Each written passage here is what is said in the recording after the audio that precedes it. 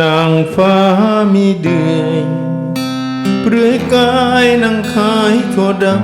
ำกล้วยบวชชีขายดีตอนค่ำดึกดื่นมืดค่ำถั่วดำขายดีชายใดถูกใจให้ชิมฟรีถั่วดำถ้วยนี้ไม่มีพันธะผูกพันนางฟ้ามีเดือยเปลือยใจ